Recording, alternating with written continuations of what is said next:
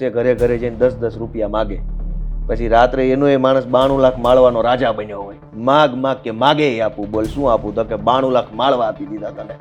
MCM નું આવું છે, વિસાવદરમાં આવીને આમ 92 લાખ માળવા કે આપી દીધા. એવું થોડું હોય. માંડવી કાંઈ કોઈને મશીનમાં તો પાકતી નથી. કાળી મજૂરી ખેડૂતો કરે છે, તડકામાં તપે, ત્યાં જંગલી જાનવરો, સિંહ, દીપડા બધું ફરી વાળે. બધું જ વેઠ્યા પછી જ્યારે વેચવા જાય છે તો ઠપકારવાના પૈસા લઈ જાય છે, સિલેક્ટ કરવાના પૈસા અલગથી. પણ ગૃહમંત્રી જ્યારે એવું બતાવવાની કોશિશ કરતા હોય કે બહુ મોટા મહાનાયક છે, તો એણે એ પણ કહેવું જોઈએ કે 40 વર્ષથી ભાજપની સરકાર છે, તો આ બાંગ્લાદેશી આવ્યા ક્યાંથી? બાંગ્લાદેશી આવીને રહી ગયા તો ઈ વોર્ડમાં ભાજપનો વોર્ડ પ્રમુખ નહીં હોય તો એ શું મુજરો કરતો હતો? વિશ્વની કહેવાતી સૌથી મોટી પાર્ટી બનીને બેઠા છો, દાણી લીમડા વોર્ડનો ભાજપનો પ્રમુખ, ભાજપનો ત્યાંનો કોર્પોરેટર મુજરો કરે છે આટલા વર્ષોથી. હાલી નીકળ્યા છે 8 પાસ હીરો બનવા. એટલે બાંગ્લાદેશીને કાઢો, બેફામ કાઢો. આપણા બાપાનો દેશ છે, એમનો થોડો દેશ છે, કાઢી મૂકવાના હોય. ભાજપનો વોર્ડનો પ્રમુખ 30 વર્ષથી કોઈ તો બન્યો હશે દાણી લીમડામાં, પહેલા, બીજો, ત્રીજો, વોર્ડની કમિટી બની, એ બધા મુજરો કરતા હતા.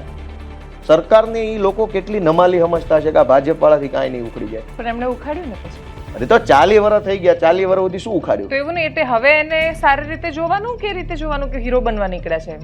હીરો બનવા ન નીકળ્યા હોય ને તો હર્ષ સંઘવી પહેલા રાજીનામું આપી દે કે આ મારી ભૂલ છે, આ 40 વર્ષ ત્યાં રહી ગયા ની ભૂલ છે, અને પછી પણ એ તો બુલડોઝર. ત્યારે ગૃહમંત્રી હતા જ નહીં, એ તો તમારા ગમતા ગૃહમંત્રીઓના શાસનમાં બધું થયું.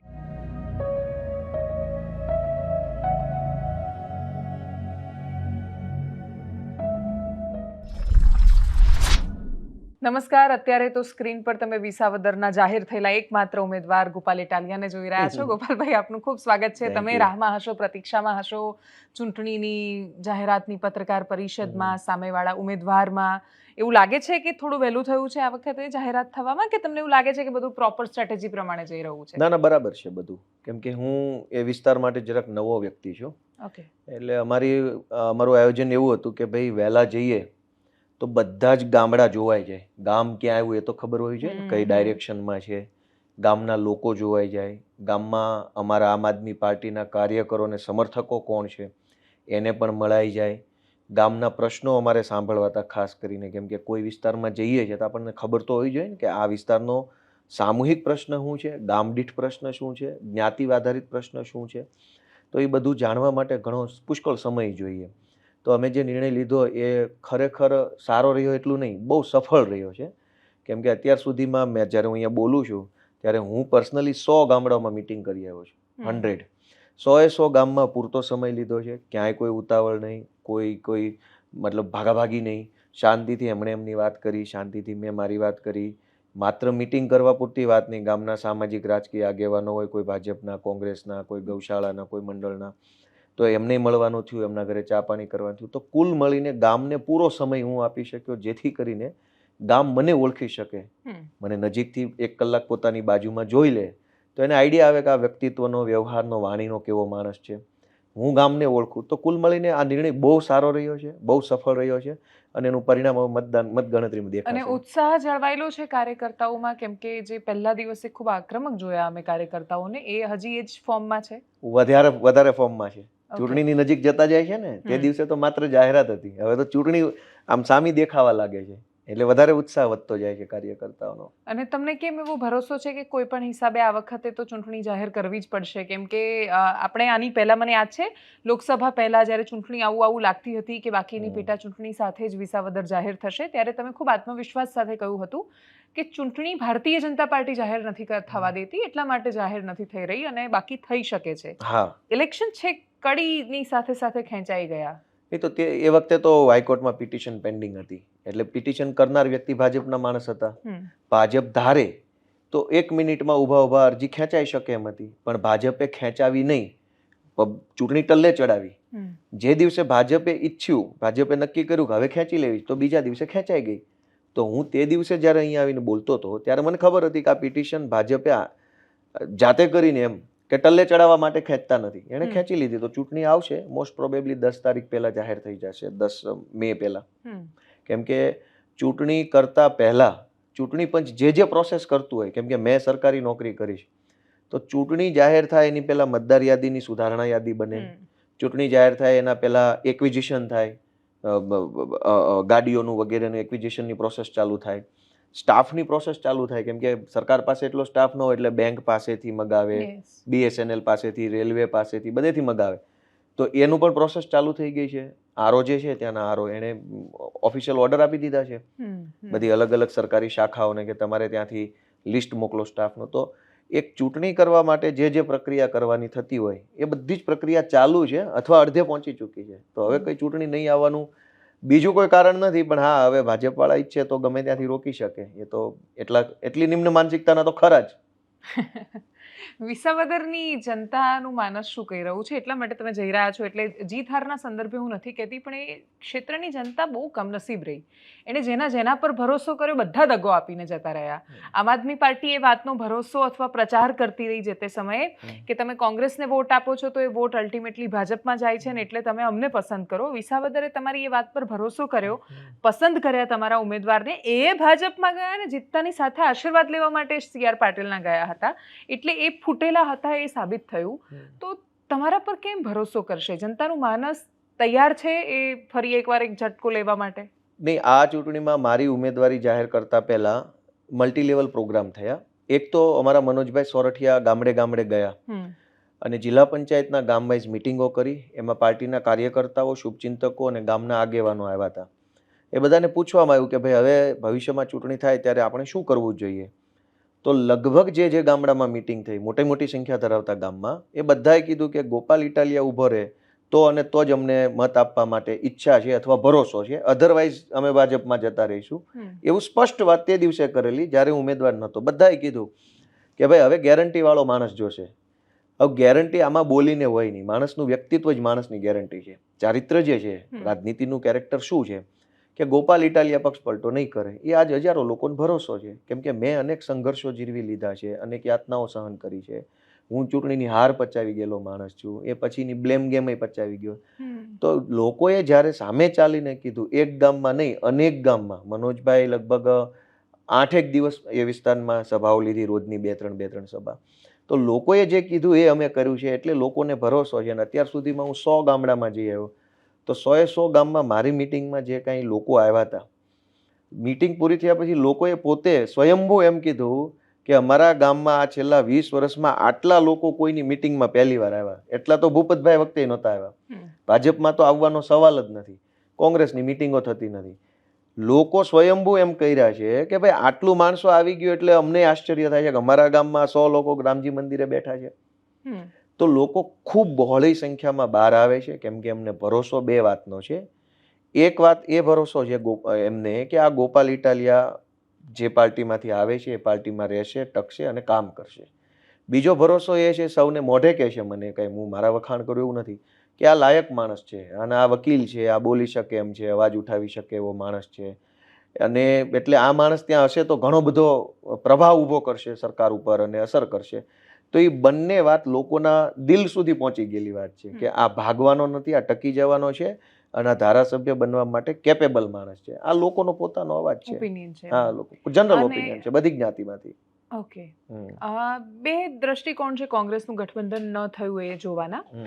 એક કે કોંગ્રેસ જો તમારી સાથે ગઠબંધન કરી લે તો એણે આવનારી વિધાનસભામાં બહુ બધા મુદ્દે કોમ્પ્રોમાઇઝ કરવું પડે, ડેટા એને સપોર્ટ ન કરે, વધુ એક ધારાસભ્ય આમ આદમી પાર્ટીનો ઉમેરાય અને એની પાસે હાલ કોમ્પ્રોમાઇઝ કરવાનું કોઈ રીઝન એટલે નથી, કેમ કે એ એમ પણ હારેલા છે અને તમે જાઓ કે ન જાઓ એમ બહુ કોંગ્રેસની સ્થિતિમાં કંઈ ખાસ ફરક પડવાનો નથી. એટલે જો એ દૂરનું વિચારે તો એમને ફેવર જાય એવું એક માનવું છે. અને બીજું એક સૌથી મોટું કારણ ને પરિબળ એ છે કે તમારા કેપ્ટન જાતે હારેલા છે. આમ આદમી પાર્ટી એ સ્થિતિમાં નથી જે 2022ની સ્થિતિમાં હતી, જબરદસ્ત માહોલ છવાયેલો હતો, અરવિંદ કેજરીવાલ પોતે તાકાતમાં હતા. આજે આમ આદમી પાર્ટી પોતે શક્તિશાળી નથી. તો એવા સંજોગોમાં કેમ કરે તમારી સાથે? કેપ્ટન હારી ગયા તો રાહુલ ગાંધી અમેઠીથી ચૂંટણી જીતી ગયા હતા, એ હારી ગયા હતા ને એક સમય. તો આ તો રાજનીતિ છે. નરેન્દ્ર મોદી આ 2024ની લોકસભા માંડ જીત્યા છે, માંડ. કોંગ્રેસના એક સામાન્ય કાર્યકર્તા સામે ફીણ આવી ગયા વડાપ્રધાન. તો આ એ એંગલ હોઈ ન શકે, ગઠબંધન થવા ન થવાનો એંગલ એ ન હોઈ શકે. રાહુલ ગાંધી જીતેલા છે, હારેલા છે, કેજરીવાલ હારેલા જીતેલા, જે કાંઈ કોંગ્રેસનો એંગલ હોય તે. અમારું તો એટલું કહેવાનું છે કે નિર્ણય જનતાના હાથમાં છે. હું 100 ગામડામાં ગયો, મેં બધા ગામમાં જઈને લોકોને વિનંતી કરી કે ભાઈ હું ટીકા ટિપ્પણી કરતો નથી. અમારે અને કોંગ્રેસને વાવ વિધાનસભા અને વિસાવદર વિધાનસભામાં ગઠબંધનની વાત થઈ હતી, એ પ્રમાણે અમે વાવ વિધાનસભામાં ઉમેદવાર નથી ઊભો રાખ્યો. અને માત્ર વાવ નહીં, માણાવદરમાં ચૂંટણી આવી હતી, પેટા ચૂંટણી, અરવિંદ લાદાણીએ પક્ષ પલટો કર્યો, અમે ત્યાંય ઉમેદવાર નહોતો ઊભો રાખ્યો કેમ કે ગઠબંધન હતું. અને ત્યાં તો અમારે કરશન બાપુ ઉમેદવાર હતા માણાવદરમાં, બીજા નંબરના મત મળ્યા હતા કરશન બાપુને, હાઈએસ્ટ મત મળ્યા. છતાંય અમે માણાવદરની પેટા ચૂંટણીમાં ઉમેદવાર ન ઊભો રાખ્યો. અર્જુનભાઈએ પક્ષ પલટો કર્યો તો અમે પોરબંદરમાં ઉમેદવાર નથી ઊભો રાખ્યો. સીજે ચાવડાએ પક્ષ પલટો કર્યો, અમે ત્યાંય ઉમેદવાર નથી ઊભો રાખ્યો. વાઘોડિયામાં ધર્મેન્દ્રસિંહે પક્ષ પલટો કર્યો, અમે ત્યાંય 4-5 પેટા ચૂંટણી ગુજરાતમાં આવી 2022 પછી. એ પાંચેય ચૂંટણીમાં અમે ઉમેદવાર નથી ઊભો રાખ્યો કેમ કે અમારું ગઠબંધન હતું. આ છઠ્ઠી ચૂંટણી વિસાવદરની આવી અને કોંગ્રેસ જો પોતાનું વચન ભંગ કરે તો અમે ટીકા નથી કરી કે કશું જો અને તો વાળી વાત કર્યા વગર સીધું ગામના લોકોને અને ગામના કોંગ્રેસના કાર્યકર્તાઓને મેં મારી રીતે વિનંતી કરી છે કે ભાઈ હવે તમારા હાથમાં નિર્ણય છે, આવું જ રીતે ચાલવાની હોય રાજનીતિ તો તમે નિર્ણય કરો ભાઈ, હું નાનો પડીશ. મેં બધે આ જ ભાષામાં વાત કરી છે કે કોંગ્રેસે વચન ભંગ કર્યું છે. હજુ સમય બાકી છે, ફોર્મ ભરાઈ નથી ગયા એટલે ફેરફાર થઈ શકે એમ છે. કોંગ્રેસના કાર્યકર્તાને અપીલ છે, પાર્ટીને રિક્વેસ્ટ કરે અને જનતાને મેં એક વિનંતી કરી છે કે ભાઈ તમે નિર્ણય યોગ્ય કરજો, હવે તમારા હાથમાં છે, મારે ટીકા ટિપ્પણી નથી કરવી. પણ કોંગ્રેસ સાથેનો આ ડખો તો જૂનો છે કેમ કે લોકસભામાં એ આમ ગઠબંધન કે બધી વાતો થઈ પણ ચૈતર વસાવાને બહુ એટલો બધો સાથ ભરૂચમાંથી મળ્યો નહીં જે એમને અપેક્ષા હતી કોંગ્રેસનો સાથ મળશે એવો. એ તો હવે એ જે જૂની થઈ ગયેલી વાતમાં તો શું ચર્ચા કરીએ. અત્યારે નવી વાત વિસાવદરની છે કે જે ગઠબંધનની ચર્ચા થઈ ચૂકી છે, 5 સીટો પર અમે ઉમેદવાર નથી ઊભા રાખ્યા, 6ઠી સીટમાં અમારો વારો છે. જનતા જોઈ રહી છે. તમે એક વસ્તુ સમજો કે રાજકારણમાં દરેક નિર્ણયની લાંબા ગાળાની અસર હોય. આજે નાજે ફાયદો નથી, આજે નાજે નુકસાન નથી. ગોપાલ ઇટાલિયા ચૂંટણીમાં ઊભો છે એ વાતથી હજારો લોકોને લાગણી છે. હું કાંઈ ભાજપની સામે લડું છું એટલા માત્રથી નહીં, પણ હું 2022ની ચૂંટણી હાર્યો એ પછી હું સતત સક્રિય રહ્યો અને અલગ અલગ ઘટનામાં મેં નેતૃત્વ કર્યું, ઈમાનદારીથી કર્યું. લોકોને એ વાત દિલ સુધી પહોંચી, ગમી છે કે માણસ હારી ગયો છતાંય તે આપણા માટે લડે છે. તો એ જે પ્રેમ છે ને આ વિસાવદરની ચૂંટણીમાં સ્પષ્ટ દેખાઈ રહ્યો છે. પાર્ટી કરતાંય તે વ્યક્તિને પ્રેમ બહુ મળી રહ્યો છે. લોકો પોતે જાતે મોઢે કહી રહ્યા છે કે ભાઈ ગોપાલભાઈને અમે મત આપવાના છીએ, બાકી બધી વસ્તુમાં અમને રસ નથી પડતો. જ્યારે ચૂંટણી લાગણીનો વિષય બની ગઈ હોય, પ્રેમનો વિષય બની ગઈ હોય ત્યારે એને પાર્ટી ને ગઠબંધન એ બધું નાનું થઈ જાય છે, એ ટૂંકું પડે છે, પ્રેમ મોટો થઈ જાય છે. લોકોના પ્રેમને ઓવરલુક કરીને, પ્રેમને બાયપાસ કરીને જો કોંગ્રેસ કંઈ કરવા માગે છે તો આખા ગુજરાતની જનતા અને કોંગ્રેસના અનેક કાર્યકર્તાઓ પણ જોઈ રહ્યા છે કે મને અનેક કોંગ્રેસના કાર્યકર્તાને ફોન આવ્યો કે યાર અમારી પાર્ટી ખરેખર ખોટું કરે છે, આ ન થવું જોઈએ. તો એ બધી વસ્તુ લાંબા ગાળે લોકો પોતે વિચારશે અને લોકો નિર્ણય કરશે, કોંગ્રેસનો કાર્યકર્તા નિર્ણય કરશે. કેમ કે સમજ તો બધાને પડે છે કે કોંગ્રેસે ત્યાં ઉમેદવાર ઊભો રાખવાનું રિલેવન્સ, સુસંગતતા શું છે. If given a chance Gopal Italia party બદલી દે? ગેરંટી શું ગોપાલ ઇટાલિયાની? પણ ગોપાલ ઇટાલિયાની ગેરંટી, ગોપાલ ઇટાલિયાએ ભૂતકાળમાં જે કાંઈ રાજકીય એક્ટિવિટી કરી હોય એ ગેરંટી. હું અત્યારે શબ્દોથી બોલું તો કદાચ ન માનવું જોઈએ, પણ મેં ભૂતકાળના 100 રાજકીય પ્રોગ્રામ્સ આપ્યા હોય એમાં મારી વર્તન શું રહ્યું, મારી વાણી શું રહી, મારો નિર્ણય શું રહ્યો, એ નિર્ણયના પરિણામ પછી મારો નિર્ણય શું રહ્યો એ જોવાનું ને એના આધાર નક્કી કરવાનું. બાકી બોલવા ખાતર તો હું કેમેરા સામે બોલી જાઉં, મતલબ શું છે. વિસાવદરમાં પહેલગામ કે પછી બાંગ્લાદેશીઓને ખાલી કરવા કે ચંડોળાનું ડિમોલિશન જેવી વાતો થાય છે, ચર્ચાનો હિસ્સો બને છે? નહીં, ચંડોળાવાળી ઘટના તો આ છેલ્લા 2 દિવસથી બની. 2 દિવસથી મારો પ્રોગ્રામ નથી થયો કેમ કે હું જરાક અમદાવાદ કામમાં એમાં હતો. એટલે પહેલગામની ઘટનાને લઈને ચોક્કસ આપણા દેશની ઘટના છે, આપણા દેશને સાથે જે અન્યાય અત્યાચાર થયો છે તો લોકો સ્વાભાવિક છે રિએક્ટ કરે છે કે આ ખોટું છે અને સરકારે આની સામે કડક પગલાં લેવા જોઈએ. એટલી પ્રતિક્રિયા તો ખરી લોકોની અને સ્વાભાવિક હોવી જોઈએ, એમાં કંઈ ખોટું નથી. અને લોકો એ વાતને ઇમોશનલી, પોલિટિકલી કોઈ રીતે જોઈ રહ્યા છે? હું એક ગામમાં હતો, ગામનું નામ હું ભૂલી ગયો. છેલ્લે જ્યારે મારી છેલ્લી સભા જે થઈ ને એ ગામમાં, નામ મને યાદ નથી આવતું, એ ગામમાં ગામનો મુખ્ય આગેવાન ઊભા થઈને માઇકમાં બોલ્યા ફૂલ આક્રોશ સાથે. લગભગ 200 પુરુષો બેઠા હતા અને 30-40 જેટલી મહિલાઓ બેઠી હતી. રાતના 10:30નો સમય હતો અને એ ગામમાંથી એ ભાઈ આક્રોશ સાથે, મેં મારી વાત પૂરી કરી, સૌનો આભાર કહીને હું બેઠો એટલે એને મારા હાથમાંથી માઇક લઈ લીધું અને એણે એમ કીધું કે પ્રધાનમંત્રી વિશે એણે થોડીક આક્રોશભરી ભાષામાં વાત કરી કે એને શરમ નથી આવતી કે આપણા દેશ ઉપર હુમલો થયો છે, સર્વપક્ષી બેઠક બોલાવી છે અને માણસ જ એમાં હાજર નથી. કે એણે એને ગામ લોકોને કીધું કે તમે બધાએ જોયું? ગામ કે હા અમે જોયું. તો કે એને શરમ આવવી જોઈએ કે આપણા દેશ ઉપર હુમલો થયો આતંકવાદનો, બધી પાર્ટી ભેગી થઈ છે, સર્વપક્ષી બેઠક છે અને એમાં વડાપ્રધાન કેમ હાજર નથી અને બિહારમાં ચૂંટણી પ્રચાર કેમ કરે છે. એને શરમ આવવી જોઈએ કે આપણા દેશની મેટર હોય તો તમારે સર્વપક્ષી બેઠકમાં હાજર રહેવું જોઈએ, જે કાંઈ ચર્ચા થાય તે. આવું ઈ ગામના એક નાગરિકે સ્વયંભૂ ઊભા થઈને માઇકમાં કીધું. અને માણસે જોશે ને, જ્યારે ખુશ થશે જ્યારે સર્જિકલ સ્ટ્રાઇક થાય કે પછી પીઓકે લેવાની વાત થાય કે કોઈ પણ એ વાત કે જે દેશની સુરક્ષાને લગતા છે, એટલે શું કરશે એમાં બહુ ડિટેલમાં નથી જવું, પણ એ કંઈ પણ કરશે તો એની સામાન્ય માણસ પર બહુ મોટી અસર થવાની છે. એને ભરોસો આવશે કે આ જ સરકાર છે ને આ જ પક્ષ છે જે મને સુરક્ષિત રાખે છે. આ જરૂરી છે. સરકાર સુરક્ષિત રાખવા માટે જ બનાવીએ છીએ ને. સરકાર આપણને લૂંટવા માટે તો નથી જ બનાવતા. તો સરકાર આપણને સુરક્ષાનો અહેસાસ કરાવે તો એ તો એની જવાબદારી છે. પણ એ વાતની વિસાવદર પર કોઈ અસર થશે એ તમને એ તો જ્યારે થશે ત્યારે ખબર પડે ને. અત્યારે કેમ ખબર પડે? અત્યારે તો કોમન સેન્ટિમેન્ટ હોય, એક જનરલ દેશ પ્રત્યેની જે લાગણી હોય એ લોકોએ વ્યક્ત કરી કે ભાઈ હા આ ખોટું છે અને આની સામે આપણે પ્રતિકાર આપવો જોઈએ. એ નોર્મલ વાત થઈ ગઈ. હવે રિટેલિએટ થશે ત્યારની વાત તો ત્યારે ખબર પડે ને કે જનતા એને કેવી રીતે જોવે છે.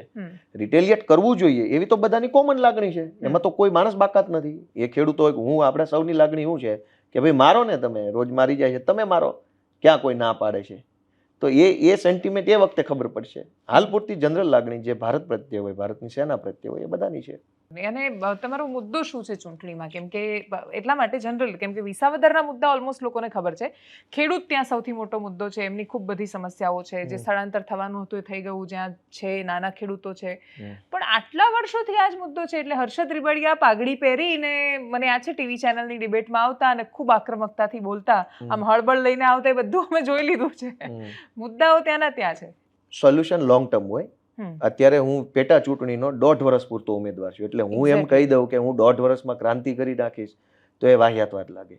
1.5 વર્ષ માટે શું કરવા જેવું છે એ હું ગામડાના લોકોને જઈને હું પૂછી રહ્યો છું. હું નક્કી નહીં કરું કે મારે શું કરવાનું છે. એમણે મને કહેવાનું છે કે તને અમે મત આપશું ને તું ચૂંટાઈ જા તો તારે આ કામ કરવાનું. એ કામ મેં મારી વેદનાની ડાયરીમાં લખ્યું છે.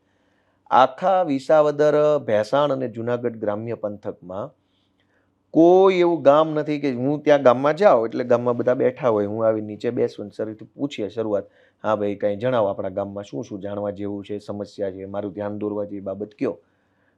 100 ગામમાં શરૂઆત રોડથી થઈ. કેટલા ભયંકર ખરાબ રોડ છે, ભાઈ રોડનું કંઈક કરો. 100માંથી 100 ગામે જઈને બેસીને હું પૂછું ગાઉં કંઈક કયો, એનો પહેલો જવાબ રોડથી ચાલુ થયો. આ 100 ગામ એટલી હદે ગળે આવી ગયા છે. તમે ત્યાંના રોડ જોશો તો તમને એમ થશે કે ભાજપની સરકારને રોડે દોડાવીને મારવા પડે. એટલી ખરાબ કક્ષાના, એટલા ભંગારમાં ભંગાર રોડ છે કે એની વાત જવા દો. બીજી વસ્તુ કે અનેક ખેડૂતોના ખેતરે હજુ પાણી પહોંચ્યું નથી સૌની યોજનાનું. મૂળભૂત રીતે પ્રશ્નો જે છે એને આપણે 3 પ્રકારના પ્રશ્ન તરીકે સમજી શકીએ, જે મેં ખેડૂતોને કીધા છે ગામડે ગામડે, કે કેટલાક પ્રશ્નો કાયદાના પ્રશ્નો છે, એની અંદર લીગલ નોલેજ હોય ને લીગલ પ્રોસેસ કરીએ તો એ પ્રશ્ન પૂરો થઈ જાય છે. એના માટે કાંઈ સરકારની, ભાજપની, ભાજપના મંત્રીની રહેમની કે એની કાંઈ અહેસાનની જરૂર નથી. કાયદાનો પ્રશ્ન છે. કેટલાક પ્રશ્નો વહીવટી પ્રશ્નો છે, જેમાં સરકારી માણસ જે ઓથોરિટીમાં બેઠો છે એ સીધો હાલે તો તરત કામ પૂરું થઈ જાય એમ છે. અને કેટલાક પ્રશ્નો રાજકીય ઈચ્છા શક્તિના પ્રશ્નો છે, જેના માટે સરકારમાં હોવું જરૂરી છે, સત્તાની સરકાર જેની હોય. તો પબ્લિક આ ત્રણેય પ્રશ્ન વચ્ચેનો ફરક સમજે છે. જેમ કે અનેક ગામડાઓની અંદર મીટર નથી મળતા ખેડૂતોને પાણીના. એ ખેતીવાડી કનેક્શન હોય તો અલગ વાત છે, ગામડાનું જ્યોતિગ્રામનું કનેક્શન હોય તો અલગ વાત છે. હવે એના માટે ભાજપના મંત્રીને હાથ જોડવાની જરૂર નથી. એ કાયદાનો પ્રશ્ન છે. કાયદામાં કોઈ પ્રોસેસ લખી છે કે તમારે નવું મીટર જોતું હશે તો આટલા કાગળિયા આપવાના છે, આટલું કોટેશન કઢાવવાનું, આટલું આટલું આટલું એ કરો એટલે પેલા દેવાનું છે. તો કાયદાનો પ્રશ્ન જ્યાં પૂરો થઈ જાય છે ત્યાં સોલ્યુશન પણ આવી જાય છે. વહીવટી પ્રશ્નો કેવા છે કે સરકારી માણસો છે એની ઉપર કોઈ કહેવા વાળો નથી. ભાજપને તો એ ગાંઠતા નથી, ભાજપને તો એ માનતા નથી, કેમ કે સરકારી તંત્ર આખું સમજી ગયું છે કે ભાજપના એક પણ માણસની પાર્ટીમાં કોઈ ઓકાત નથી. એટલે આનું કામ હું નહીં કરું ભાજપ વાળાનું તો પણ ભાજપ વાળો એની પાર્ટીમાં જઈને મારા વિરુદ્ધમાં કંઈ કરી શકવાનું નથી, કેમ કે એનું કોઈ સાંભળતું નથી. આ તમે જો પરમ દિવસે ભાજપના જિલ્લા પંચાયતના 2 સભ્યોમાં અંદર ગાળાગાળી થઈને જાનથી મારી નાખવાની ધમકી મારી. ભાજપના ચેરમેન જે છે જિલ્લા પંચાયતના, એને પૂર્વ જિલ્લા પંચાયત પ્રમુખના પતિએ મારી નાખવાની ધમકી આપી. શું કામ? મેટર ડીડીઓને લગતી છે. ડીડીઓ છે એ ત્યાં જે કાંઈ કામ કરે છે એ કામના કારણે ભાજપના જિલ્લા પંચાયતના પૂર્વ પ્રમુખના પતિને વાંધો છે. શું કામ? કેમ કે એના ખોટા બિલ પાસ નથી થતા, એને ચોરી કરવી છે સરકારી કામમાંથી. ઓલો ડીડીઓ થવા દેતો નથી.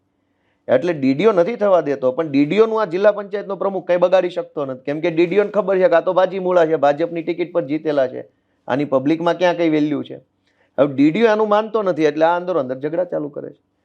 તો વહીવટીય પ્રશ્નો અનેક છે કે જેમાં સરકારી માણસને કામ નથી કરવું, અથવા એની ઉપર કોઈ પોલિટિકલ દબાણ નથી, અથવા એ ચૂંટાયેલા માણસોને કાંઈ માનતો નથી, એટલે સરકારી તંત્રના કારણે કેટલીક વહીવટીય પ્રશ્નો પેદા થયા છે. જેમ કે કાનાવડલા અને નાની પિંડાખાઈની વચ્ચે એક ડેમ બનવાનો છે, કાનાવડલા ડેમ. હવે નાની પિંડાખાઈ ગામની જમીનનું સંપાદન થઈ ગયું છે 20 વર્ષ પહેલા. કાનાવડલા ગામની ડેમની જમીનનું સંપાદન થતું જ નથી 20 વર્ષથી. ડેમ મંજૂર થઈ ગયો છે, એનું બધું તાંત્રિક મંજૂરી આવી ગઈ છે, એક ગામની જમીન સંપાદન થઈ ગઈ છે, જમીનનું વળતર ખેડૂતોને અપાઈ ગયું છે, અને બીજા ગામની જે જમીનો છે એનું સંપાદન નથી થતું.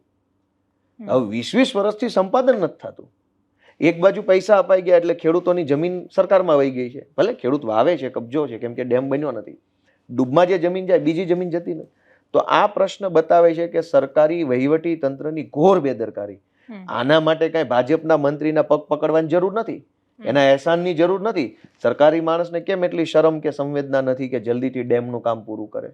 તો આવા વહીવટી પ્રશ્નો છે. તો કાયદાના પ્રશ્નો છે, વહીવટી પ્રશ્નો છે, અને રાજકીય ઈચ્છા શક્તિના પ્રશ્નો છે કે જેમાં મોટા મોટા ડેમ બનાવવા, પાણી માટે મોટા પ્રોજેક્ટ બનાવવા. આ વખતે જે સીએમએ જાહેર કર્યા આવીને આખા જૂનાગઢ માટે ને એમાં વિસાવદરને ફોકસ કર્યું. હવે તો સીએમની જાહેરાત દેવાંશીબેન ઓલું 92 લાખ માળવાના ધણી જાહેર કરે ને એવી છે. ગામમાં ભવાઈ રમવા આવે ને એ સવારે દિવસે ઘરે ઘરે જઈને 10-10 રૂપિયા માગે, પછી રાત્રે એનો એ માણસ 92 લાખ માળવાનો રાજા બન્યો હોય. માગ કે માગે આપું, બોલ શું આપું? તો કે 92 લાખ માળવા આપી દીધા તને. એમ સીએમ નું આવું છે. વિસાવદરમાં આવીને આમ 92 લાખ માળવા કે આપી દીધા. એવું થોડું હોય. હવે ઓલો માણસ સવારે 10-10 માગતો ને રાતે કે 92 લાખ માળવાનો ધણી આવી ગયો છે. આ એવું છે ભાઈ, તમારે બનાવવાનું જ છે. તો તમારી 40 વર્ષથી સરકાર છે. આ પેટા ચૂંટણી પહેલા જાહેરાત કરી, જાહેરાત વિસાવદરમાંથી કરી છે, વિસાવદર માટે નથી કરી. હું અમદાવાદમાં બેસીને એમ બોલું કે ભાવનગરની અંદર રોડ બની જશે, આ એવી વાત છે. અમદાવાદ માટે નથી બનાવવાના. બેઠો છું અમદાવાદમાં. 94 કરોડની જાહેરાત જે થઈ એ 92 લાખ માળવાનો રાજા જે રાતે જાહેરાત કરે ને એવી જાહેરાત છે. બનાવવાનું હોય તો હું એમ કહું કાનાવડલાનો ડેમ, ઉમરાળીનો ડેમ, હજુ પિંડાખાઈનો ડેમ છે. આ ડેમ 30-30 વર્ષ કેશુબાપાની સરકારમાં મંજૂર થયા. આ ડેમ મંજૂર થઈ ગયા છે 20-30 વર્ષ પહેલા. એનું હજુ ઈંટડું નથી મુકાનું, અને ત્યાં પાછી નવી જાહેરાત. કોક તો પૂછે એને કે આ નવી જાહેરાત નહીં, જૂનું પેલા કરો. અહીંયા ત્યાં પેલું છોડવડી ગામ છે, છોડવડી ગામમાં એક સનસેટ પોઈન્ટ નામ પડી ગયું છે. સનસેટ પોઈન્ટ એટલા માટે ગામની બહાર એક નદી નીકળે છે. હવે નદીમાં નદીની ઉપર બ્રિજ બનાવવાનો, પેલા બેઠું નાળું છે આમ, એટલે લોકો ચોમાસામાં સંપર્ક કટ થઈ જાય, બેઠું નાળું ક્રોસ નથી થતું. હવે છેલ્લા 4 વર્ષથી 3 પિલ્લર ઊભા કર્યા છે. આ 3 પિલ્લર બની ગયા છે, બસ પછી પૂરું. હવે સીએમ આવીને પાછી નવી જાહેરાતો હજુ તો કરે છે. 92 લાખ માળવાનો રાજા જાણે કહેતો હોય લઈ જાઓ બાપા ખજાનો મારે તમારા માટે જ છે. એમ થોડું હોય. લોકો તો બધું જાણે છે ને, લોકોને બધી ખબર છે કે આ બધું ખોટું છે, આમ ન હોવું જોઈએ. તો લોકો સોરી, આ બ્રિજ વાળું છોડવડી ગામ નહોતું, આ બીજું ગામ છે. મારે ગામના નામમાં ભૂલ થઈ ગઈ છે. નવું છે ને વિસાવદર? આ નવું છે એટલે જ હું વહેલા ગયો છું, પણ તોય મને ઘણી હવે જાણકારી મળી ગઈ છે. તો એવા અનેક પ્રશ્નો દેવાંશીબેન છે કે જેનો 10-10, 12-12 વર્ષથી કોઈ નિરાકરણ નથી આવ્યું. સામાન્ય તાલુકા પંચાયત હસ્તકના જે રોડ હોય ને, નોન પ્લાન રોડ કહેવાય એને, એ તાલુકા પંચાયત બનાવતી હોય. એક ગામથી બીજા ગામનો રોડ મેક્સિમમ લંબાઈ 7, 8, 9, 10, 12 કિલોમીટર હોય. એની પહોળાઈ 2, 4 કે 5 મીટરની પહોળાઈ હોય. બહુ લાંબો પહોળો ન હોય, સિંગલ પટ્ટી રોડ હોય. હજારો ગામડામાં હું ગયો, એમાં ગામ લોકો એમ કીધું કે આ 15 વર્ષથી આ રોડ નથી બન્યો. એક ગામથી બીજા ગામ જવાનો રોડ 15 વર્ષથી નથી બન્યો. એવા અનેક ગામ છે. મારી ડાયરીમાં ગામના નામ, કોણે આ પ્રશ્ન કીધો, રમેશભાઈએ કીધો, શંભુભાઈ કીધો, એ લખ્યું છે. કોના ફળિયામાં મીટિંગ હતી એનું નામ લખી લઉં છું હું, કે ફલાણા ગામમાં રમેશભાઈના ઘરે મીટિંગ રાખી, ફલાણા ગામમાં રામજી મંદિરે રાખી, તો એનું આયોજન કોણે કર્યું, આઈસ્ક્રીમ કોણે ખવડાવ્યો, આપનો બધું હું પાનાવાઇઝ લખું છું, એક એક ગામની વિગત. તો ગામ 15 વર્ષથી બેન રોડ નથી બનતા. અને એનાથી મોટી વાત કે સીએમ જાહેરાત કરે છે. હવે હું ત્યાં ભાષણમાં કહું છું કે ઠપકારવાના પૈસા આપવા પડે છે. તે ગામ સમજી જાય છે અને ગામ દાંતે કાઢે છે ને આક્રોશમાં આવી જાય. ઠપકારવાના પૈસા, ભ્રષ્ટાચારની રીત જોવો. કોથળો આવે મગફળી માંડવી જ્યારે વેચવા ખેડૂત જાય માર્કેટિંગ યાર્ડમાં તો એની ભરતી હોય, ફિક્સ ભરતી હોય કે એક કોથળામાં 35 કિલો માલ હમાશે. હવે એને પોચું ભરે તો 30 જ હમાય, દબાવી ન ભરે ને. માંડવી કોથળામાં નાખી અને 35 કિલોની ભરતી છે, એની સાઈઝ છે કોથળાની. હવે ઓલો ઉપરથી પોચું નાખે એટલે આમ ખુલ્લું રહે, એટલે છે કેટલી હમાય? 30 કિલો હમાય. 30 કિલો હમાય એનો અર્થ શું નીકળ્યો કે આ માંડવી છે ને એ પોલી છે, વજન નથી આમાં. વજન હોય તો 35 કિલો નાખો ને એટલે ભરાઈ જવી જોઈએ, એને બદલે 30 માં ભરાઈ ગઈ. એનો અર્થ શું થયો કે માલ ક્વોલિટી નબળી છે. હવે ત્યાં જે એપીએમસી માં ભાજપના માણસોની પાસે કોન્ટ્રાક્ટ હોય છે ખરીદી કરવાનો, ટેકાના ભાવે ખરીદી કરવાની એજન્સીઓ ભાજપના જ માણસોની હોય, મજૂરોને સૂચના આપેલી હોય. એટલે તમારે ઢીલી ભરજો, એટલે નબળી ક્વોલિટી થાય તો ભાવ ઓછો આવે, એટલે તરત જ ઠપકારવાના 1000 રૂપિયા આપવા પડે ખાંડીએ. એટલે આમ ઠપકારીને ભરે એટલે 30 ને બદલે 35 આવી જાય. ઠપકારવાના પૈસા મૂકતા નથી, એટલી હલકી કક્ષાની માનસિકતા ભાજપના નેતાઓમાં છે. માંડવી કાંઈ કોઈને મશીનમાં તો પાકતી નથી, કાળી મજૂરી ખેડૂતો કરે છે, તડકામાં તપે, ત્યાં જંગલી જાનવરો, સિંહ, દીપડા બધું ફરી વાળે, બધું જ વેઠ્યા પછી જ્યારે વેચવા જાય છે તો ઠપકારવાના પૈસા લઈ જાય છે. સિલેક્ટ કરવાના પૈસા અલગથી, પર રજિસ્ટ્રેશન સિલેક્ટ કરવાના પૈસા કે ભાઈ ટેકાના ભાવમાં તમારે રજિસ્ટ્રેશન કરાવવું પડે કે હું અંદાજે 100 ખાંડી માંડવી સરકારને વેચવા માંગુ છું અંદાજિત. હવે રજિસ્ટ્રેશન કરાવ્યું એટલે તમારે માંડવી એટલે મગફળી લઈને જવાનું ત્યાં. એટલે પેલો ત્યાં જે એજન્સીનો માણસ હોય સરકાર વતી ભાજપનો હોય, એકચ્યુઅલીમાં એ ભાજપનો જ હોય, જરૂરી નહીં. 100% ભાજપનો હોય, 100 નહીં 1000%. એમાં કોઈ ફરક, બધા ભાજપના પૂર્વ જિલ્લા પ્રમુખના માણસો જ છે. અને એની ટોળકી પાસે બધા કોન્ટ્રાક્ટ છે, નદી નાળાનો કોન્ટ્રાક્ટ, રોડ રસ્તાનો કોન્ટ્રાક્ટ, નાની સિંચાઈ યોજનાનો કોન્ટ્રાક્ટ, ગટરના કોન્ટ્રાક્ટ, નાના પુલિયાના કોન્ટ્રાક્ટ, ચણાની ખરીદીના કોન્ટ્રાક્ટ, તુવેરની ખરીદીના કોન્ટ્રાક્ટ, બાયોડીઝલના પંપ, બધું જ ભાજપના એક માણસની ગેંગ પાસે છે. અને એનો તો આ ઝઘડો હાલે છે, એમાં તો જાનથી મારી નાખવાની ધમકી આપી છે. કઈ બધા બહુ મોટા દેશપ્રેમી છે એટલે ભાજપમાં થોડા છે, રૂપિયા મળે છે, અને એટલે તો બધાને રહેવું છે ભાજપમાં. ઈ માંડવી જ્યારે કેન્દ્ર ઉપર લઈને જાય એટલે ખેડૂત શું કરે કે 2 ટ્રેક્ટર ભરીને લઈને જાય, લાઈનમાં અઠવાડિયું ઊભું રહેવું પડે. અઠવાડિયા પછી જ્યારે વારો આવે ત્યારે પેલો ભાજપનો માણસ જે એજન્સીમાં બેઠો હોય એ એમ કે આમાં તો ધૂળ છે ને ઢેફા છે ને સારી છે ને ખરાબ છે ને નબળી છે. એટલે ખેડૂત લાચાર થઈ જાય કે અઠવાડિયા સુધી લાઈનમાં ઉભા રહ્યા, ભરીને માલ લાવ્યો છે, પાછો લઈ જવાનો, બરાબર. તો શું કરવાનું? તો કે ખાંડીએ 1000 રૂપિયા મને દેવા પડશે. ખાંડી એટલે 20 મણ. હવે એ ખાંડી 1000 રૂપિયા આપે એટલે માલ સિલેક્ટ, ટેકાના ભાવમાં ખરીદી થઈ ગઈ. નો આપો તો માલ રિજેક્ટ, સરકારમાં લેવા યોગ્ય માલ નથી, લઈ જાઓ. હજુ એનાથી આગળ કરપ્શન કે ઘણી વખત કોઈ ખેડૂત નથી આપતો તો તેની માંડવી રિજેક્ટ થઈ, એને ક્યાં વેચવાની? ઓપન માર્કેટમાં, એટલે માર્કેટિંગ યાર્ડમાં, એપીએમસી ત્યાં વેપારીઓ હોય મારી તમારી જેવા, એ લઈ લે. સેમ ટ્રેક્ટર વેપારીનું એ જ તે જાય પાછું લેવાય જાય. તો ખેડૂતોએ શું કરવાનું? મુખ્યમંત્રી 92 લાખ માળવાનો રાજાઓ એમ આવીને મોટી મોટી ફાંકા ફોજદારી કરી જાય, એને શરમ આવવી જોઈએ આવું બધું બોલતા પહેલા. ને એને એના ભાજપના સ્થાનિક માણસોને પૂછવું જોઈએ કે ભાઈ અહીંયા શું પ્રશ્ન છે, અહીંયા શું સમસ્યા શું છે. જેમ હું ગામડે ગામડે જઈને પૂછું છું ને, મારે નેતા બનવું છે તો મારે નક્કી નથી કરવાનું, નક્કી ગામને પૂછીને કરવાનું છે. ગામ એમ કેવું છે કે રોડ બનાવો, નાળું બનાવો, પુલિયું બનાવો, શમશાન બનાવી દો. તમે માનશો નહીં, 10 ગામડા એવા છે જે ગામમાં પંચાયતની ઓફિસ જ નથી, ગ્રામ પંચાયતની ઓફિસ જ નથી. ગામમાં જઈને પૂછવું કે અમારે પંચાયત ઓફિસ નથી એટલે મંત્રી ટાઈમે નથી આવતા ને બહુ હેરાન થાય છે, ક્યાં બેહાડવાની? કે ઓલી એક ફિમેલ નર્સની એપોઇન્ટમેન્ટ થયેલી હોય બહેનો માટે થોડીક, એ વીકલી રાઉન્ડ મારી, કે એને બેહાડવાની જગ્યા નથી, અમારા ઘરે બેહાડવા પડે છે. ગામમાં પંચાયતનું બિલ્ડિંગ જ નથી બિલકુલ. સાકરોળા એક ગામ છે અને એક જામકા ગામ છે. સાકરોળા ગામમાંથી ભાજપના તાલુકા પ્રમુખ છે હાલમાં ચાલુ, અને જામકા મોટું ગામ છે. આ 2 ગામના લોકોએ કેવો પ્રશ્ન કર્યો, કા હસવું કે રડવું? મેં કીધું શું ભાઈ ગામમાં પ્રશ્ન? એ કે જો આ અમારે પાણીની ટાંકી છે ને, ટાંકી પાડવાની છે, કોઈ ટાંકી પાડતું નથી. બનાવવાની વાત નથી, પાડવાનું છે તો કોઈ પાડવા તૈયાર નથી. કેટલી હદે કામચોર તંત્ર હશે ભાજપનું. ગામમાં જર્જરિત પાણીની ટાંકી છે, તો તમારું થયું ને, તમારા હતા એમએલએ તો. ભાઈ અમારા તો રહ્યા કેટલો ટાઈમ, સરકાર કોની છે? હા, સરકાર એમની બધું ભાજપની બરાબર, પણ તાલુકા બેન તમે ટાંકે જીતશો તો વિસાવદરમાં કોનું તંત્ર? હું શું ઈચ્છું? હું તમને તંત્ર તે દિવસે ભાજપનું છે, આજે ભાજપનું છે, ભવિષ્યમાં ભાજપનું રહેવાનું છે. દાવો એમનો અમારા કરતા મોટો છે કે બહુ વિકાસ કરી નાખ્યો.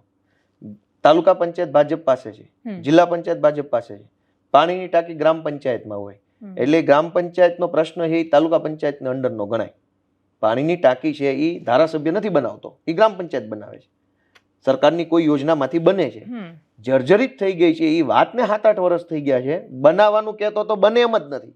કોઈ ગામ આવેદન પત્ર આપે પાણીની ટાંકી બનાવો, ગામમાં પાણીની સમસ્યા, તો નથી જ બને. તો શક્ય, તોડી નાખવાનું શક્ય નથી.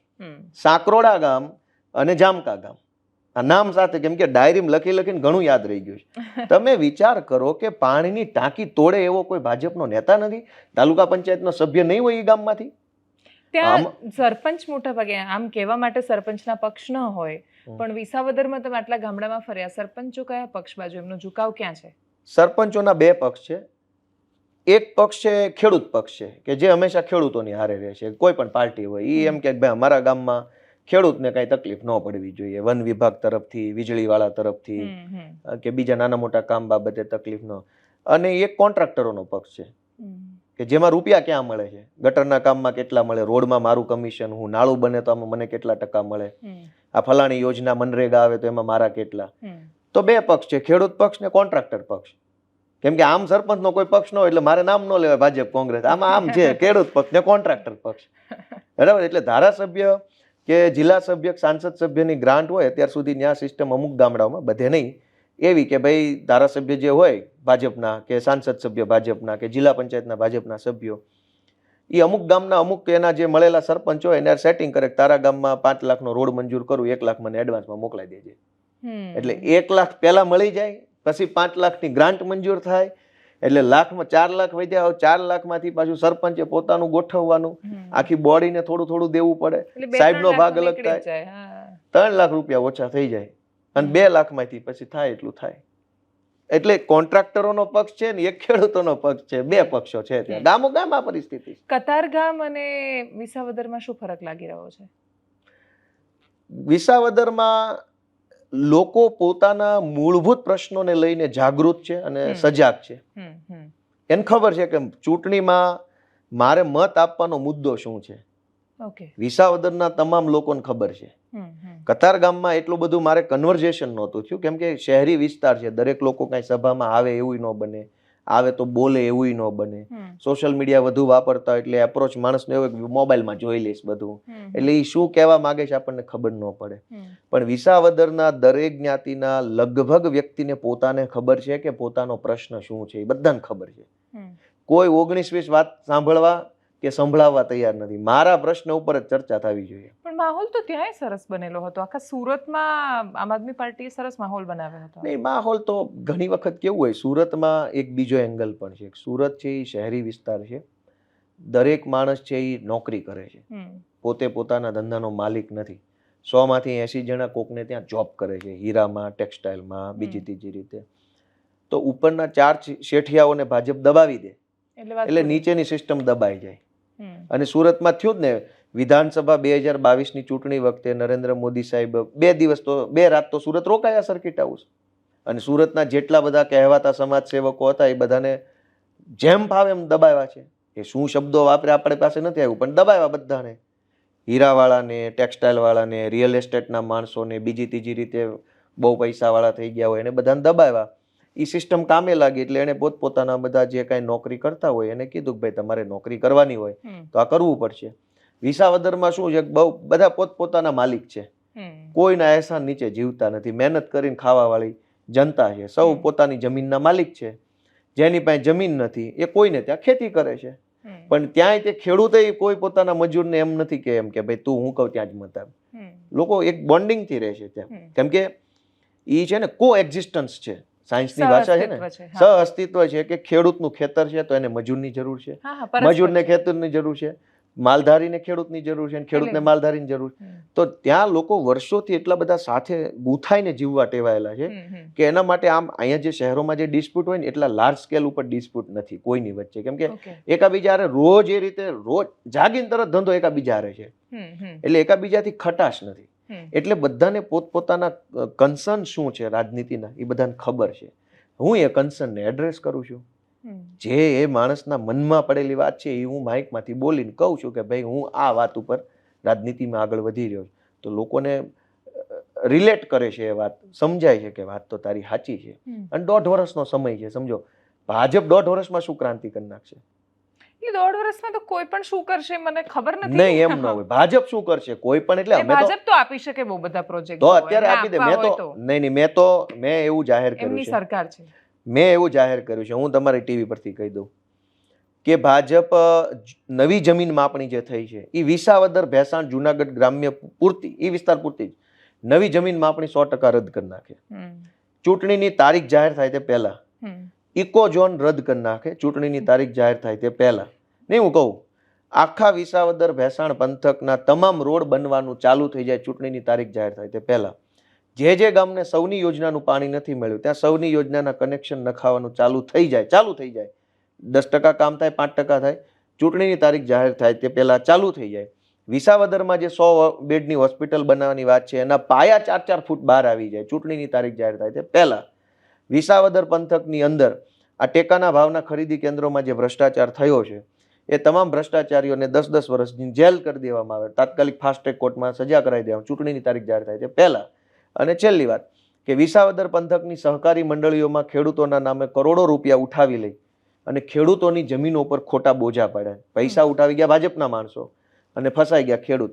એ તમામ પૈસા ખેડૂતોને પાછા આપી દેવામાં આવે અને 5-5 લાખની વગર વ્યાજની લોન જે કેન્દ્ર સરકાર જાહેર કરી છે એ આ વર્ષમાં ચૂંટણીની તારીખ જાહેર થાય પહેલા આપી દે તો હું વિસાવદરની ચૂંટણી ફોર્મ ભરવા માંગતો નથી. મારે લડવી જ નથી. અભિનંદન, તમે લડી રહ્યા છો ચૂંટણી ટૂંકમાં. એનો અર્થ એવો છે તમને ભાજપ ઉપર વિશ્વાસ છે કે નથી જ કરવાના.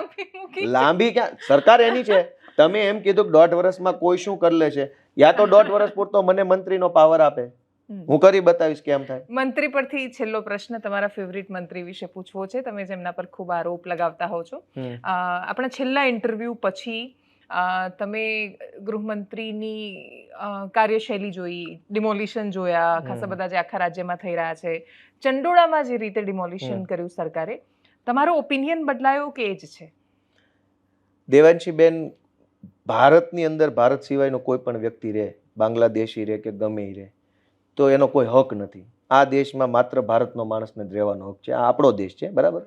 અહીંયા બાંગ્લાદેશીની એની કોઈ અહીંયા હક નથી, હિસ્સો નથી, એને તગેડી જ મૂકવા જોઈએ, કોઈ પ્રશ્ન જ નથી. પણ ગૃહમંત્રી જ્યારે એવું બતાવવાની કોશિશ કરતા હોય કે બહુ મોટા મહાનાયક છે, તો એણે એ પણ કહેવું જોઈએ કે 40 વર્ષથી ભાજપની સરકાર છે તો આ બાંગ્લાદેશી આવ્યા ક્યાંથી? હું લઈ આવ્યો, તમે લઈ આવ્યા અહીંયા ચંડોળા તળાવ પાસે. તમારે હીરો બનવું છે, જવાબદારી લેવાને આવે તો ભાગી જવું છે, 8-5 જેવું કામ કરવું છે. હું એમ કહું 40 વર્ષ થવા આવ્યા, આજકાલ કરતા 35 તો થયા જ. પૂર્ણ બહુમતીથી સરકાર 35 વર્ષથી એક તરફી ભાજપની સરકાર. આટલા બધા બાંગ્લાદેશીની હિંમત કેમ થઈ ગઈ આપણા અમદાવાદમાં આવવાની? બાંગ્લાદેશીની ખબર પડી ગઈ છે ને 8-5 નમાલાઓ બેઠા છે તો જ આવ્યા હશે ને.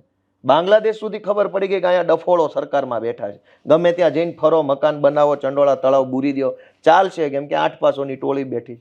બાંગ્લાદેશીઓનો કોન્ફિડન્સ જોવો ને તમે. અને બીજું કે બાંગ્લાદેશથી કોઈ માણસ નીકળ્યો હશે તો હેલિકોપ્ટરમાં નહીં આવ્યો હોય, બાય રોડ જ આવ્યો હશે. એટલો બધો અમીર હોય ત્યાં આવે નહીં. વચ્ચે કેટલા રાજ્યો ક્રોસ કર્યા.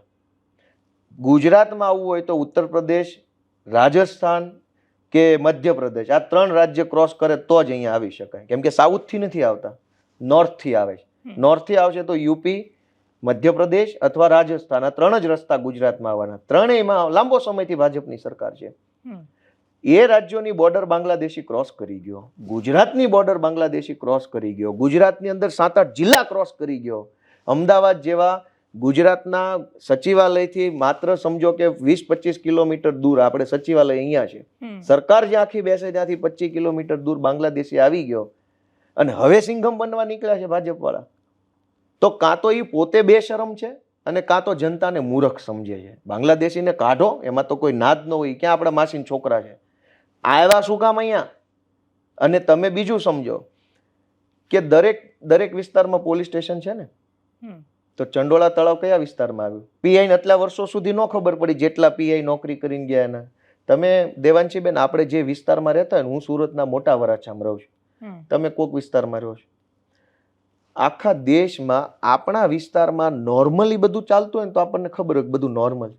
સહેજે કંઈક નવું થાય ને, શું થયું ના ખબર પડે, એવું લાગે કંઈક અજુગતું થઈ રહ્યું છે, કંઈક થઈ રહ્યું છે, એવી ખબર પડી જાય ને. તમે જે સોસાયટીમાં રહો છો એમાં કોક અજાણ્યો માણસ આવ્યો છે, નારો 2-3 દિવસથી આંટા મારે છે, ખબર પડી જાય. ચર્ચાનો વિષય હજારો બાંગ્લાદેશી આવીને રહી ગયા, તો ઈ વોર્ડમાં ભાજપનો વોર્ડ પ્રમુખ નહીં હોય તો એ શું મુજરો કરતો હતો? વિશ્વની કહેવાતી સૌથી મોટી પાર્ટી બનીને બેઠા છો, દાણી લીમડા વોર્ડનો ભાજપનો પ્રમુખ, ભાજપનો ત્યાંનો કોર્પોરેટર મુજરો કરે છે આટલા વર્ષોથી. હાલી નીકળ્યા છે 8 પાસ હીરો બનવા. એટલે બાંગ્લાદેશીને કાઢો, બેફામ કાઢો, આપણા બાપાનો દેશ છે, એમનો થોડો દેશ છે, કાઢી મૂકવાના હોય. ભાજપનો વોર્ડનો પ્રમુખ 30 વર્ષથી કોઈ તો બન્યો હશે દાણી લીમડામાં, પહેલા બીજો ત્રીજો વોર્ડની કમિટી બની, એ બધા હું મુજરો કરતા હતા. પછી ભાજપનો આજુબાજુની વિધાનસભામાં ધારાસભ્યો ચૂંટાઈને આવ્યા, એને નહીં ખબર પડ્યું એ બાંગ્લાદેશી રહે છે આટલા વર્ષોથી, એ બધા મુજરો કરતા હતા. સાંસદ સભ્ય વર્ષોથી એ વિસ્તારનો ભાજપનો છે, એ મુજરો કરતા હતા. પીઆઈઓ બધા મુજરો કરતા હતા. અમદાવાદ ક્રાઇમ બ્રાન્ચ મુજરો કરતું હતું. 40 વર્ષ સુધી મુજરો હાલ્યો.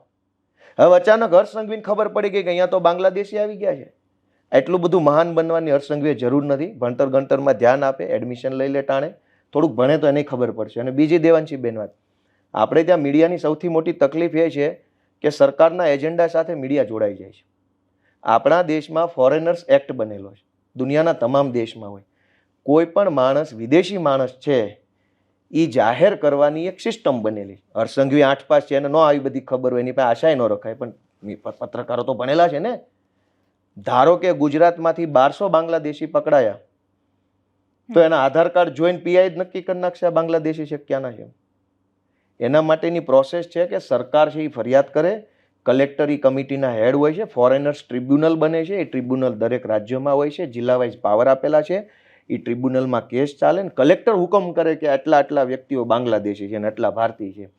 હર્ષ સંઘવી પાસે તમે આંકડો પૂછો, ગુજરાતના કોઈ ટીવી વાળાને પૂછ્યું નહીં ઓફિશિયલી કેટલાને બાંગ્લાદેશી જાહેર કર્યા. ઓફિશિયલી ડિક્લેર ન કરો તો કાલ તો તમને મને બાંગ્લાદેશી કહી દેશે. I think it is in process. પ્રશ્ન પૂછાયો હતો એમને, પ્રોસેસ કમિશનરને તો પૂછાયો પ્રોસેસ હતો. વગર એને નક્કી કરી નાખ્યું બધું. નહીં પણ બાંધકામ તો ગેરકાયદેસર જ છે, પણ એ એને તો નોટિસ નથી આપી, કેટલા એ વિષય વર્ષથી છે? કોર્ટમાં અને ખાસા વર્ષોથી આ છે. તો એ કોની એ સરકાર પ્રશ્ન છે? તમારો વ્યાજબી છે. તો સવાલ હર્ષ સંઘવીએ હીરો બનતા પહેલા એ વિચારવું પડે કે 40 વર્ષથી ભાજપની સરકાર છે, બાંગ્લાદેશી 10 રાજ્યોની બોર્ડર ક્રોસ કરીને અમદાવાદમાં આવી ગયા, તો એને સરકારની કેટલી નમાલી સમજી છે બાંગ્લાદેશીઓ. બાંગ્લાદેશી માણસોને ખબર પડી ગઈ કે આ નમાલા માણસો છે, તો જ અહીંયા આવ્યા ને. નહીતર હવાય તમારા ઘરે મારાથી આવી જવાય, ઘૂસી જવાય તમારા ઘરે. આ તમારી ઓફિસમાં આપણે બેઠા છીએ, પૂછ્યા વગર ગમે ત્યાં હું ઘૂસી જઈશ? હું તમને ઓળખું છું તો મારી એવી હિંમત નથી કે દેવાંશીબેનની મરજી વિરુદ્ધ ઘૂસી જાવ. આ તો સરકાર છે, મંત્રી તંત્રી, police, crime branch, SOG, ATS, IT, આટલું બધું હોવા છતાંય બાંગ્લાદેશીઓની આ હિંમત કે ગુજરાતમાં ઘૂસી ગયા. નહીં, તમે એ મુદ્દાને પોલિટિકલી બહુ શાર્પ નહીં, રીતે લઈ રહ્યા છો. અરે પણ પોલિટિક્સ છતાંય નહીં, અમારી સરસ તમે સરકાર કહો. હોત તો હર્ષ સંઘવી માસલા થતા હોત. ના એ જ કહું છું. એટલે બરાબર. બીજા રાજ્યોમાં કોઈ બળાત્કારની કે બીજી ઘટના બને તો આજ ભાજપની ગેંગ છે એ તાબોટા પાડતી હોય છે રોડ ઉપર. તો આ લોકો ઓછા ઉતરતા નથી. એમની 40 વર્ષથી સરકાર છે. બાંગ્લાદેશી સુરેન્દ્રનગરમાં, જુનાગઢમાં આવ્યા હોય તો અલગ વાત હતી. આ તો અમદાવાદ, અહીંયા તો વીવીઆઈપી મહેમાનો આવતા હોય. દુનિયાના કોઈ પણ દેશનો વીવીઆઈપી ગેસ્ટ આવે, રાષ્ટ્રપ્રમુખ આવે, વડાપ્રધાન આવે, રાષ્ટ્રપતિ આવે, અમદાવાદમાં આવે છે. અમદાવાદનું રાષ્ટ્રીય મહત્વ છે આપણા દેશમાં. એવા અમદાવાદમાં બાંગ્લાદેશી આવી ગયા. એની હિંમત તો જુઓ. સરકારને એ લોકો કેટલી નમાલી સમજતા છે કે આ ભાજપ વાળાથી કાંઈ નહીં ઉખડી જાય. પણ એમણે ઉખાડ્યું ને પછી. અરે તો 40 વર્ષ થઈ ગયા, 40 વર્ષ સુધી શું ઉખાડ્યું? તો એવું નહીં, એટલે હવે એને સારી રીતે જોવાનું કે રીતે જોવાનું કે હીરો બનવા નીકળ્યા છે એમ? હીરો બનવા ન નીકળ્યા હોય ને તો હર્ષ સંઘવી પહેલા રાજીનામું આપી દે કે આ મારી ભૂલ છે, આ 40 વર્ષ ત્યાં રહી ગયા ની ભૂલ છે. અને પછી પણ એ તો બુલડોઝર. ત્યારે ગૃહમંત્રી હતા જ ને. એ તો તમારા અત્યારે- ગમતા ગૃહમંત્રીઓના શાસનમાં બધું થયું. બીજા તો રહ્યા નથી. આને થોડી કઈ શરમ વધી હોત, આ તો રાજીનામું આપી દે. આ 1.5-2 વર્ષથી તો છે જ ને. એને અત્યારે ખબર પડી બાંગ્લાદેશી આવ્યા છે. ઇન્ટેલિજન્સ બ્રાન્ચ ક્યાં હતી? આઈબી ક્યાં હતું? લોકલ પીઆઈ ને શું ખબર? લોકલ ડી સ્ટાફ શું કરતા? એલસીબી શું કરતી હતી? એસઓજી શું કરતા? ATS, crime branch. માનવતાના ધોરણે ચાલવા દીધું. ઓહો, તો માનવતા બાંગ્લાદેશીઓ પર માનવતા રાખવાની ને આપણી ઉપર માનવતા નથી રાખતા. ગાંધીનગરમાં જઈને આંદોલન કરીએ તો કોઈ માનવતા નથી રાખતું. બાંગ્લાદેશી ઉપર હર્ષ સંઘવી માનવતા રાખે.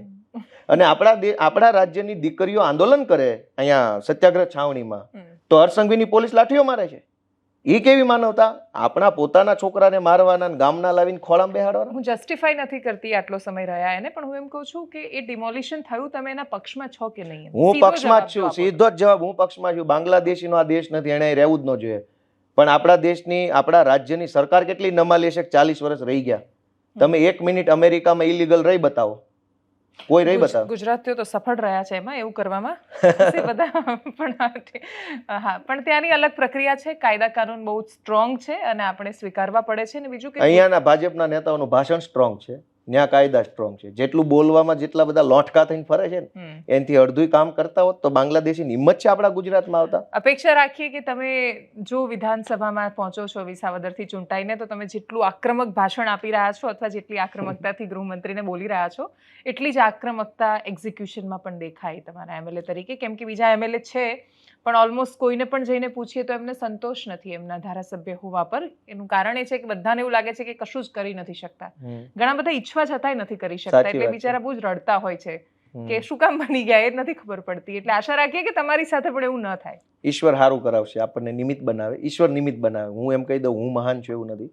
ઈશ્વર આપણને બધાને નિમિત્ત બનાવે છે. મને પૂરી શ્રદ્ધા છે કે ભગવાન મારા હાથે ઘણું સારું કામ કરાવશે. Thank you so much Gopalbhai. Thank you.